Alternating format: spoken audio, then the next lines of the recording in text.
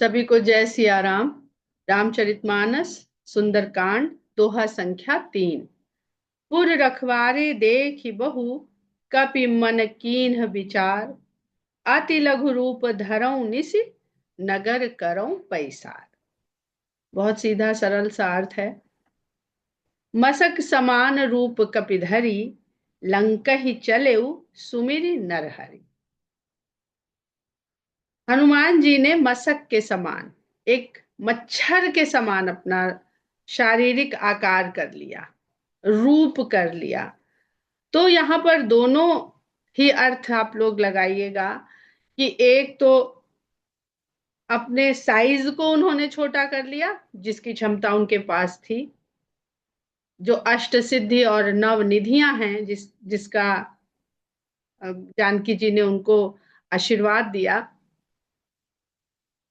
आशीर्वाद देने से पहले भी देखिए तो वो ये सब कर रहे थे। अगर आप आठों सिद्धियां पढ़ेंगे तो उसमें ये अणिमा लघिमा गण इस तरह के हैं, जिसमें मनुष्य अपने इच्छा के अनुसार अपने आकार को बदल सकता है। उस पे बाद में चर्चा करेंगे कि वो तो आशीर्वाद उन्हें बाद में मिला और पहले से वो ऐसा कैसे कर रहे थे। आशीर्वाद से कुछ नहीं होता है, आशीर्वाद से वो फलीभूत होता है। आपको उसके लिए साधना बहुत दिन करनी पड़ती है, तब जाके ये सिद्धियां सिद्ध होती हैं। माता जानकी ने उनके जिस कार्य में उन्होंने अपने इन सिद्धियों को लगाया, उसके कारण उन्होंने उनको सदा फलीभूत होने का आशीर्वाद दिया, क्योंकि वो रामकाज के लिए उन्होंने इनका प्रयोग किया। तो और ये भी कि आप बहुत बलशाली हैं, कनक भूधराकार शरीरा, और आपके एक स्पर्श से पर्वत पाताल में चले जाते हैं। लेकिन आप जहां जा रहे हैं वहां पर के अपने शक्ति का प्रदर्शन करते हुए, दहाड़ते हुए, गर्जना करते हुए जाएं, कि आम आदमी की तरह चुपचाप चले जाएं, कोई पता नहीं चलेगा। अगर किसी के सीमा में प्रवेश कर रहे हैं तो कैसे प्रवेश करते हैं लोग? आम आदमी की तरह ऐसे थोड़ी करते हैं कि बंदूक लगा दी और ये लगा लिया, तब तो नजर जाएगी ही जाएगी। अरे ये देखो संदिग्ध है, ये कोई संदिग्ध जा रहा है, इसको पकड़ो, जरा पूछताछ करो। आम आदमी की तरह चले जाए, नहीं अपने बल को, अपनी सामर्थ्य को प्रदर्शित ना करिए, तो आपके ऊपर शायद ध्यान ना जाए। ऐसा आजकल लोग करते हैं, जिनके पास वो सिद्धि तो नहीं है कि अपने आकार को छोटा बड़ा कर ले, पर ये सिद्धि तो है ना कि किस प्रकार आम आदमी में घुल मिल के पहुंच जाए और किसी का ध्यान ना जाए। और लंका ही चले, लंका चले, सुमिरी नर हरि, नर हरि को याद करके। तो यहां पर गोस्वामी जी ने कह दिया, हनुमान जी के द्वारा, हनुमान जी ने किसे स्मरण किया? जो हरि तो हैं किंतु नर हैं, नर तो हैं किंतु हरि हैं। तो उन नर हरि का स्मरण किया और आगे बढ़े। नाम लंकिनी एक निशिचरी, सो कह चले सी मोहिनिंदरी। लंका की ओर बढ़ते ही उनको एक राक्षसी मिली जिसका नाम लंकिनी था। और वो कहती है, जब वो, उसका तो काम है कि सीसीटीवी से भी ज्यादा उसके पास देख भी रही है और समझ भी पा रही है कि कौन है जो बिना पासपोर्ट वीजा के घुस रहा है। स्कैनिंग अपने आप हो रही है उसके पास कि ये यहाँ आने जाने वाला नहीं है प्राणी।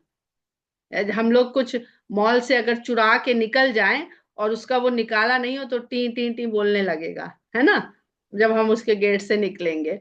तो उसके पास इतनी क्षमता है, उसकी दृष्टि और बुद्धि में भी, कि वो देख रही है कि ये जो है मुझे इग्नोर करके निकला जा रहा है। बराक जिसको कहते हैं, निडरी, मतलब आप किसी की तरफ न देखिए तो कहते हैं वो नहीं देखेगा आपको। और अगर चोर है और यूं देखता जाएगा कि पुलिस वाला देख तो नहीं रहा, देख तो नहीं रहा, तो पुलिस वाला जरूर देखेगा कि ये बहुत सजग है, ये बार बार जरूर कुछ गड़बड़ है। तो लोग ज्यादा लापरवाही से जाते हैं। तो उसने देख लिया और कहती है कि मेरा निरादर करके, अनदेखा करके कहाँ चले जा रहे हो भाई? हम यहाँ हैं, पहले अपना दिखाओ तो, पासपोर्ट वीजा कुछ साथ में लिए हो क्या? अगर नहीं देखोगे तो ऐसा थोड़ी है कि एयरपोर्ट पे वो आपका नहीं दे, वो तो देख ही रहा है आपको। आपका तो हमने नहीं देखा तुम्हें, तो वो कहेगा हमने तो तुम्हें देखा है। तुमने नहीं देखा तो नहीं देखा होगा, मेरा काम है इसलिए हमने तुम्हें देखा है। तो जाने ही नहीं मरम उसठ मोरा, मोर आहार जहां लगी चोरा।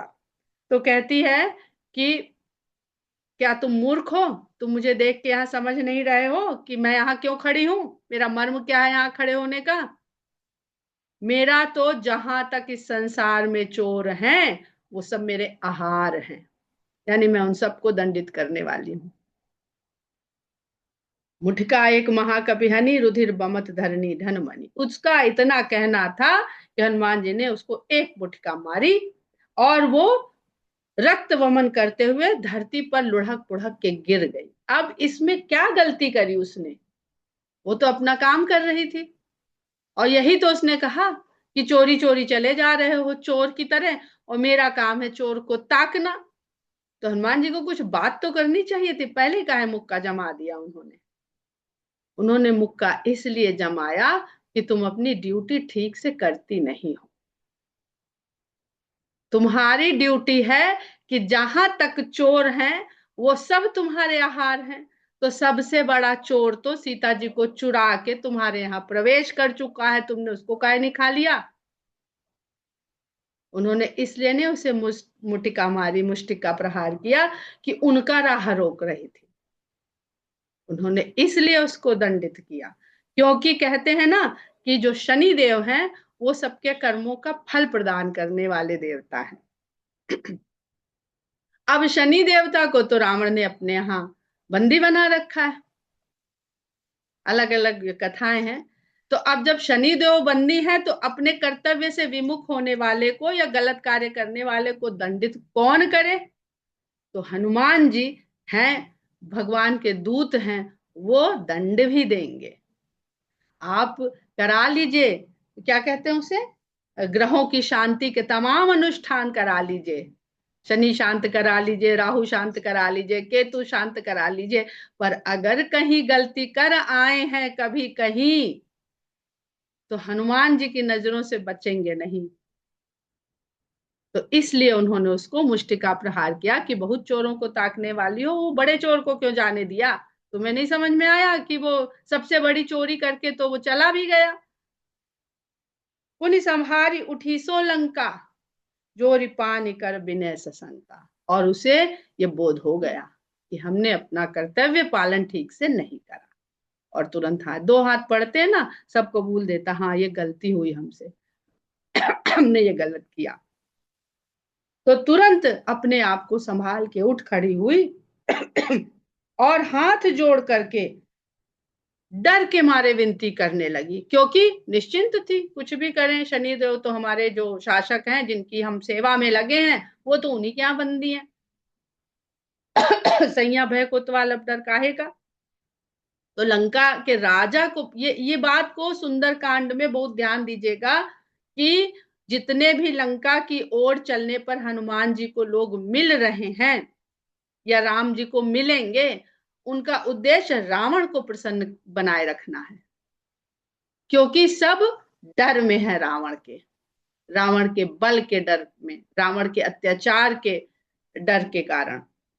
और हनुमान जी ने यहां से आरंभ कर दिया है कि डराने वाला जो रावण है वो असली डराने वाला नहीं है। यहाँ वो रावण के दरबार में भी बोलेंगे कि जिसका बल पा करके तुम इतरा रहे हो मैं उसका दूत हूं। और ये उन्होंने शुरुआत कर दी है। जब रावण ही ब्रह्म बर दीना चलत बिरंच कहा मोहि चीन्हा। जब रावण ने ब्रह्मा ने रावण को वरदान दिया था तब उन्होंने मुझे ये 84 पहचान बता दी थी कि चलत बिरंच कहा मोहि चीना, चलते समय उन्होंने ये पहचान बता दी थी। क्या पहचान? अब अगर वहां रावण की कथा पे जाएं तो रावण ने कुबेर से ये लंका छीन के अपना आधिपत्य जमाया था, तो जितना लंका का सिस्टम था वो सब उसके अधीन हो गया था। तो जितने लोग हैं उनको राजा के अधीन रह के खुशी से या दुख से, मन से या बेमन से उसकी सत्ता को स्वीकार करना पड़ता है। तो कभी ना कभी तो मन में उनके भी विधाता के सामने आया होगा कि हमारा कैसे उद्धार होगा, हमें कैसे मुक्ति मिलेगी। कुबेर जैसे राजा को छोड़ के रावण जैसा राजा अब हमें मिल गया है और इसको आपने वरदान भी दे दिया है कि नर और वानर के अलावा तो ये कोई मरेगा नहीं। तो उन्होंने कहा तुमने ठीक से सुना ही नहीं ना वरदान। वरदान ठीक से सुनती तो तुमको ये कंफ्यूजन होता ही नहीं। बिकल हो सीता कपि के मारे, तब जाने सु निशिचर संघारे। जब किसी वानर के द्वारा मारे जाने से तुम व्याकुल हो उठना, तब जान जाना कि निशाचरों के संहार का समय आ गया। भय में व्यक्ति पूरी बात ही भूल जाता है, पूरी बात ही नहीं याद रहती है उसे। अत्याचारी इतना ज्यादा बड़ा कर लेता है उसे अपने मस्तिष्क पे, उसके भय को, कि बाकी चीजें वो भूल जाता है। तात मोर अति पुण्य बहुता, देखे नयन राम कर दूता। मेरे जितने भी पुण्य थे वो आज सब सफल हो गए, क्योंकि मैंने इन आंखों से, जिन आंखों से मैं चोरों को ताक रही थी। जैसे गिद्ध की दृष्टि क्या है? सड़े गले लाश को देखना। पर राम की कृपा से उसी गिद्ध दृष्टि ने सीता को खोज लिया, सीता को देख लिया। तो भगवान की ये कृपा है कि मेरे पुण्य पुण्य आपको सत्कर्म करने पड़ेंगे। पुरुषार्थ से मनुष्य बंधा हुआ है, पुरुषार्थ नहीं करेंगे तो कुछ प्राप्त नहीं होगा। पुरुषार्थ वो पात्र है जिसमें भगवान की कृपा आकर के डलती है, मिलती है, जुड़ती है। पुरुषार्थ ही नहीं तो कहां से मिल जाएगा। और मैंने अपनी उन आंखों से राम के दूत को देखा। अब देखिए, हनुमान जी दूत के रूप में लंका में आ रहे हैं और सबको संदेश एक ही दे रहे हैं कि राम की शरणागति होने का। पर वही उस हनुमान जी के रामदूत होने के और उनके संदेश को वही पाएगा जिसके पास पात्रता होगी। तात स्वर्ग अपवर्ग सुख धैर्य तुला, एक अंग सकल सुख लव सत्संग।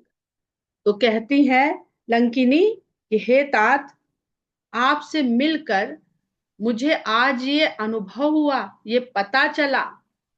स्वर्ग जैसा सुख था लंका में, स्वर्ग जैसा सुख।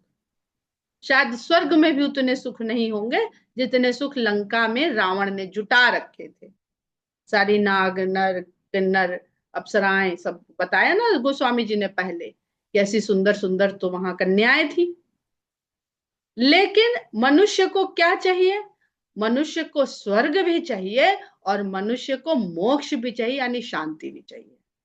वो सुख सुविधाओं का जीवन तो चाहता है, पर साथ में चाहता है कि नींद चैन की आए, बीपी हाई ना हो जाए, एंजाइटी ना हो जाए।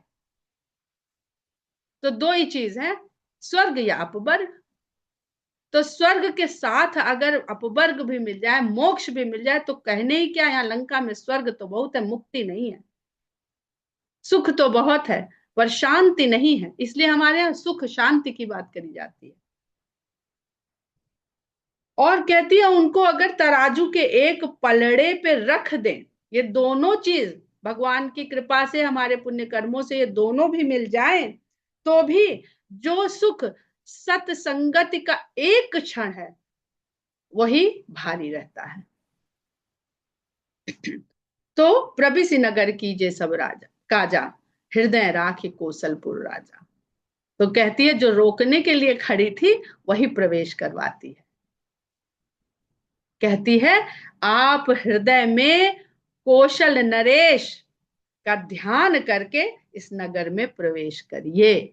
नगर में प्रवेश है तो नरहरि है, नरहरि है ना, तो अब उनके नर रूप को, वो जो कौशल्या के कौशल देश के राजा है। क्योंकि आप मोक्ष यहां मिलने वाला है नहीं, यहां युद्ध होगा। तो युद्ध किस में होगा? युद्ध तो राजा का राजा के साथ होगा, वनवासी का राजा के साथ नहीं होगा, सन्यासी का राजा के साथ नहीं होगा। सन्यासी के चरण पकड़े जाते हैं, सन्यासी से आशीर्वाद लिया जाता है, सन्यासी के साथ युद्ध नहीं किया जाता है। तो कह रही है हृदय राखी कौशलपुर राजा। और कौशल का मतलब कुशलता भी है। जिस कुशलता से आप राम के दूत हैं, वो आपके राजा कितने कुशल होंगे, उनका ध्यान करे रहिए और प्रवेश करिए। गरल सुधारी पुकर ही मिताई, गोपत सिंधु अनल सितलाई, गरुण सुमेरु रेणु समताही, राम कृपा करि चितवा जाए। क्योंकि जिस पर भगवान राम की कृपा हो जाए उसके लिए गरल विष अमृत के समान, रिपु शत्रु मित्रता करने वाला, करहि मिताई गोपद सिंधु समुद्र, जो अभी हम लोग तो खाली वैतरणी की बात कर रहे थे, सिंधु भी गोपद गाय के खुर से बनने वाले गड्ढे के समान हो जाए, और अग्नि शीतल हो जाए। अब यहां पर उसने हनुमान जी को उसने भी बता दिया कोड वर्ड, अनल शीतलाई, बहुत अग्नि होगी यहां पर, बड़ा भीषण अग्निकांड होने वाला है, लेकिन वो आपको सदा सब तरह से शीतल रहने वाला। और कहते हैं कि अगर गोस्वामी जी ने कांडों के सोपानों के नाम रखे हैं तो सुंदर कांड में सबसे ज्यादा भीषण, भीषण और विभीषण दो चीज हुई है, उसको ध्यान रखिएगा, भीषण और विभीषण। विभीषण से भेंट होती है और भीषण अग्निकांड होता है। तो अग्निकांड जहां हुआ वो सुंदर कांड है, भीषण कांड नहीं है। अग्नि कहीं आग लगती तो हम लोग अखबार में क्या पढ़ते हैं, भीषण अग्निकांड हुआ, इतने हताहत हुए। ऐसे भीषण अग्निकांड वाले कांड को गोस्वामी जी नाम देते हैं या विश्वामित्र वाल्मीकि जी नाम देते हैं सुंदर कांड, क्योंकि इस अग्निकांड में जल कौन रहा है, सारी असुंदरता जल रही है, और सुंदरता जो बची है भगवान उसके उद्धार के लिए अभी यहाँ पर आने वाले हैं। अति लघु रूप धरे हनुमाना, पैठा नगर सुमिरे भगवान। तो हनुमान जी ने फिर ये नहीं किया कि अब तो इसने घुसने ही दे दिया, आप क्या, आप चलो अंदर, अब तो हम यहाँ के नागरिक की तरह घूमे, नहीं, अभी तो पहला उन्होंने यहाँ पे घुसने का पार किया है।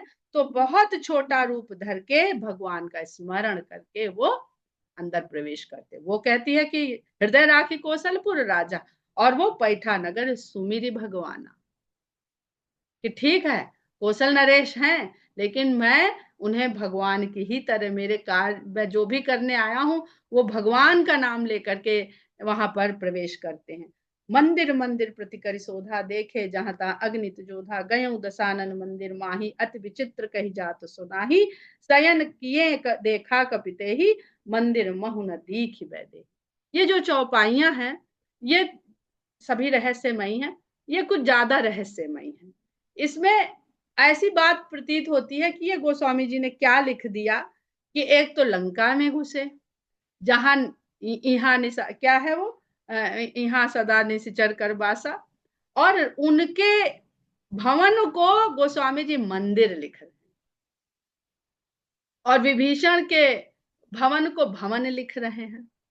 तो लंका का मंदिर कैसा होगा, ये अयोध्या का मंदिर नहीं है। लंका के जैसी भूमि है वहां मंदिर कहा ही उसे जाएगा जहां सारे भोग हो, और भोग करके आदमी सोने की लंका, यानी सोने की लंका, जहां हम अपने चेतना से विमुख हैं। हमारी जो चार अवस्थाएं गोस्वामी जी ने बालकांड में विवाह के समय बताई हैं, हम सोए हुए हैं सोने की लंका में, जागृत है ही नहीं, हमारी चेतना जागृत नहीं है। ऐसी लंका में गए हैं, तो वो कनक की तो है ही, और कनक के साथ साथ वो उस सोने की भी है जहां सब सोए। देखिए वो खुद ही लिख रहे हैं आगे, शयन किए देखा कपिते, सब सोते हुए पाए।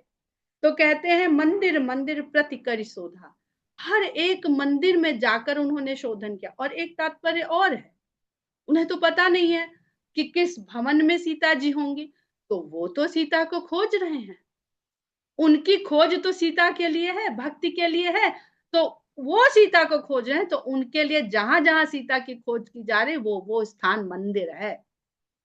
हम लोग मंदिर ही मंदिर क्यों जाते हैं, भक्ति और भगवान के ही लिए तो जाते हैं। मंदिर जाएं थोड़ी भक्ति पैदा, बड़ा अच्छा लगता है, इस मंदिर में आके बड़ा अच्छा लगता है, बड़ी अच्छी अनुभूति होती है, ऐसे ही तो कहते हैं। तो वो हर स्थान मंदिर है जीव के लिए जहां वो भक्ति को खोज रहा है। तो हनुमान जी के लिए वो मंदिर ही है, और राक्षसों के लिए वो सब भोग के स्थान है, इसलिए राक्षसों के वो भोग के स्थान उनके मंदिर हैं। वहां अनगिनत योद्धाओं को देखा और उसके पश्चात वो दशानन के मंदिर में भी गया। अति विचित्र कही जात सुनाए, ऐसा विचित्र था वो मंदिर की क्या ही कहा जाए। शयन किए देखा कपिते ही, मंदिर मोहु न दीख बैदेही। वहां भी उसने रावण को सोता हुआ पाया, लेकिन मंदिर मोहु न दीख बैदेही, उस भोग के मंदिर में वैदेही जो देह से परे है, विदेह की पुत्री है, जिसके लिए देह के भोग कोई मायने ही नहीं रखते हैं, वो भोग मंदिर में कैसे मिलेगी। तो मंदिर मोहु न दीख बैदेही, भवन एक पुनि दीख सुहावा, हरि मंदिर तह भिन्न बनावा। फिर उसने इन जो ये मंदिर मंदिर ढूंढ रहे हैं, उससे अलग थलग एक उनको भवन दिखा। वहां पर हरि मंदिर कुछ अलग सा बना हुआ था। तो ये भोग विलास के मंदिर हैं। और मनुष्य अपने लिए जब घर बनाता है तो उस घर में भगवान के लिए एक स्थान मंदिर बनाता है अलग। वहां पर उन्होंने विभीषण जहां रहता है वो उन्होंने भवन लिखते, भवन एक पुनि दीख सुहावा, जो उनको सुहाया थोड़ा कि हाँ यहाँ तो अरे आखिर सो रहे होंगे तो मदिरा के प्याले, मदिरा की सुराहियां और जो भोग विलास स्त्रियां भोग के सब चिन्ह उन्होंने वहां पाए होंगे। जब उन्होंने वहां उस भवन को देखा तो वहां उन्होंने देखा वहां कुछ अलग सा हरि मंदिर बना हुआ था। रामायुध अंकित गृह शोभा बरन न जाए, गृह घर, उस घर पर तो भवन से अब वो घर हो गया। भवन है, पहुंचे तो देखा कि उसमें रामचंद्र जी के आयुध दीवारों पर बने हुए थे। उसकी रामायुध अंकित ग्रह शोभा बरन न जाए, उसकी सुंदरता का वर्णन नहीं करते बन रहा है। नव तुलसी का वृंद तह देख हरस कपिराय, और मंदिर उस भवन के प्रांगण में तुलसी के बहुत समूहों में पौधे लगे हुए थे और उनको देख करके नव यानी उनका रोज सेवा होती है उन तुलसी के पौधों की, हरे भरे नई नई कोपलें उनमें लगी हुई। तो बड़े हर्षित हो गए कि अभी तक तो जहां देख रहे थे वहां भोग ही भोग का सामान दिख रहा था, एक भवन तो दिखा जिसमें ये हमें अलग चीजें दिखी। लंका में लंका निशिचर निकर निवासा, यहाँ कहाँ सज्जन कर बासा। कुछ पता नहीं, हम लोग तो इतनी बार पढ़ चुके हैं इसलिए हम लोग को है करे ये तो विभीषण गढ़ है, इनको नहीं पता चला। तो कहते हैं लंका में तो राक्षसों का, निशाचरों का वास है। निशाचर जो रात्रि में चले फिरे, लेकिन ये तो सब सोए पाए उन्होंने। तो सोए पाए का वही मतलब है कि किसी की चेतना जागृत नहीं है, चेतना से सोए हुए हैं सब। यहाँ कहाँ सज्जन करबा, यहाँ कोई सज्जन भी बसता है क्या। मन मोह तरक करें कपिलागा, ते ही समय विभीषण जागा। जागा कौन? हनुमान जी के पहुंचने से कोई जागा नहीं। भगवान का दूत आ जाए और आदमी सोता रह जाए, धन्य है। कितना बड़ा अभाग्य है उन मनुष्यों का कि उनके नगर में, उनके भवन में, उनके कक्ष में भगवान का दूत गया और व्यक्ति सोता रह गया। और विभीषण जी के घर के जैसे ही बाहर पहुंचे वो जागृत हो गए। ये भक्त के प्रभाव, उसकी ऊर्जा, उसके औरा, उसके क्षेत्र का प्रभाव होता है। अभी हनुमान जी तर्क ही कर रहे थे मन में कि उसी समय विभीषण जाग उठा। राम राम तेहि सुमिरन कीन्हा, हृदय हरस कपि सज्जन चीन्हा। और जब वो जागा तो उसने राम राम के नाम का स्मरण करते हुए जागा। लंका में भी अगर चेतना को जागृत कर सकता है कोई तो राम के नाम का, उसको राम का नाम जपिए रटिए। तुलसी मेरे राम को रीझ भजो या खींच, भूमि पड़े जमजात है उल्टो सीधो बीच। तो बहुत दिमाग लगाने की जरूरत नहीं है। 11 बार करें कि 108 बार करें कि 2 बार करें कि सुबह करें कि शाम को करें, नहा के करें कि बिना नहाए करें, पूरब मुंह करें कि उत्तर मुंह करें ना। राम का नाम सब चीज से मुक्त है। एहिसन हठ करी हूं, हृदय हरस कपि सज्जन चीन। जैसे ही राम का नाम कान में पड़ा तो हनुमान जी हर्षित हो गए और पहचान लिया कि खाली मुझे लग ही नहीं रहा था यहाँ सज्जन का वास कहाँ, ये वास्तव में सज्जन है। ऐसन हठ करी हूं पहचानी, साधु ते होई न कारज हानि। अब बुद्धि कौशल ये यहीं पे है कि आप गए हैं तो किससे अपना रहस्य कहें कि आए क्यों है। अब इसको तुलना करिएगा जब बालकांड में प्रताप भानु का पढ़ा कि उन्होंने किस प्रकार अपना भेद कह दिया और किस प्रकार उनकी दशा हुई, और ये सब वही हैं प्रताप भानु और उनके मंत्री अरिमर्दन और उनका एक और भाई छोटा, अरिमर्दन ही भाई था, वो विभीषण जी हैं। तो कहते हैं कि इसके साथ जो है अगर मैं कुछ बातचीत कर लूं अपनी तरफ से, मैं ये नहीं प्रतीक्षा करूं कि ये मुझसे बोले, पकड़ के मैं ही पूछ लूं इससे, जबरदस्ती बात कर लूं इससे, तो मुझे लगता है कि क्योंकि ये साधु पुरुष है इससे मेरा काम बिगड़ेगा नहीं। विप्र रूप धरि वचन सुनाए, सुनत विभीषण उठ तहाँ। ऐसा लगता है हनुमान जी विप्र रूप धरने में काफी कुशल है और उन्हें ये पता है कि विप्र रूप धर के जाओ तो सामने वाला व्यक्ति बहुत जल्दी विरोध में आएगा नहीं, कि इनका काम लड़ाई झगड़ा फसाद है नहीं। जैसे महिलाएं जब ड्राइव करती हैं तो जो मोटर बाइक से यंग बॉय निकलते हैं तो वो रुकते नहीं हैं, वो और तेज करके निकल जाते हैं। लोग कहते हैं कि वो ऐसा इसलिए करते हैं क्योंकि वो जानते हैं महिला चला रही है, हम इनके पहले निकल जाएंगे। नहीं, उनके जो पीछे सबकॉन्शियस में होता है वो ये होता है ये महिला है, ये हमको ठोक के मारेंगी नहीं। ये भीतर से स्वभाव से दयालु हैं, कृपालु हैं, ममतामयी हैं, ये नहीं ठोकेंगी हमें, इसलिए वो निकल जाते हैं।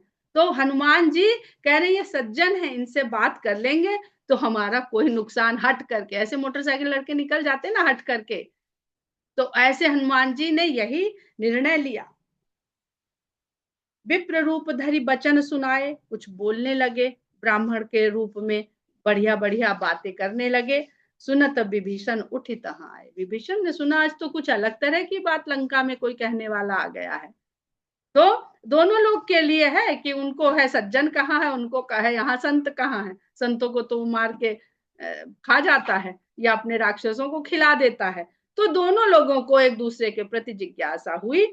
तो सुनत विभीषण उठी तहाँ आए। विभीषण जी उठ करके वहां आए, करी प्रणाम पूछी कुशलाई, प्रणाम किया और उनकी कुशलता, भैया यहाँ पहुंच कैसे गए कुशलता पूर्वक, इतना सिस्टम लगा हुआ है समुद्र से लेके लंका के प्रवेश द्वार तक। विप्र कहु निज कथा बुझाई, हे ब्राह्मण अपनी कथा जरा समझा के कहिए कि तुम हरिदासन मह कोई, मोरे हृदय प्रीति अति होई। तुम्हें देख के मेरे हृदय में एक अलग तरह की प्रीति पैदा हो रही है, क्योंकि जागृत हो गए हैं उनके आने भर से। तो उन्होंने भी तो सोचा कि इस समय हमारी आंख खुल कैसे गई, और खुली भी तो भय नहीं, कुछ अच्छा अच्छा ही हमको अनुभव हो रहा है। तो कहते हैं क्या कहीं तुम भगवान के दासों में से तो कोई नहीं हो कि तुम राम दीन अनुरागी आयो मोहि करन बड़ भागी। अब भक्त और भगवान की एक रूपता को भी वो देख पा रहे हैं। जो जागृत हो जाता है, जिसकी चेतना जागृत हो जाती है, वो भक्त और भगवान के भेद को उसके सामने से मिट जाता है। अगर इतना किसी ने समझ लिया रामायण को पढ़ते हुए कि भक्त और भगवान में अभेद खत्म हो गया, तो मानस का पढ़ना सार्थक। वो किसी तरह का भी अभेद हो, अभेद हो, भेद समाप्त होना चाहिए। तो कहते हैं कि तुम स्वयं दीनों से प्रेम करने वाले राम हो, आयो मोहि करन बड़भागी, और मेरे भाग्य को बढ़ाने के लिए स्वयं आ गए हो, क्योंकि हमारे भीतर तो ऐसी क्षमता है नहीं कि हम तुम तक पहुंच जाएं। तब हनुमंत कही सब राम कथा निज नाम। तब हनुमान जी ने अपना वास्तविक नाम बताया और राम की कथा उन्हें कह सुनाई।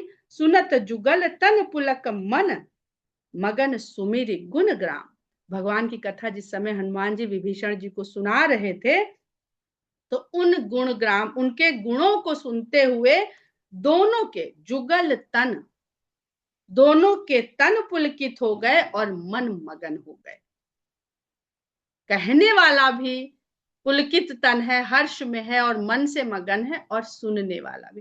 राम कथा का महत्व ही यही है कि इसको कहने वाला जितना आनंद पाता है, इसको सुनने वाला भी उतना ही आनंद पाता है। आज हम लोग दोहा संख्या 6 पे विभीषण और हनुमान जी की वार्तालाप पे विराम करते हैं। जय सिया राम।